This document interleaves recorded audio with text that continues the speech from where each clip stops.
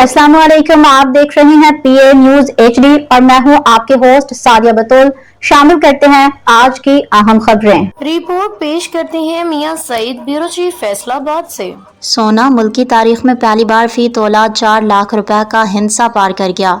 मुल्क भर में फी तोला सोना पहली बार 4 लाख का हिंसा पार कर गया। कीमत 4,06,000 रुपए की बुलंद तरीन सतह पर पहुंच गई। सराफा बाजार में 24 कैरात फी तोला सोना 5,900 रुपए महंगा होकर तारीख में पहली बार फी तोला 4 लाख रुपए की हद पार कर गया।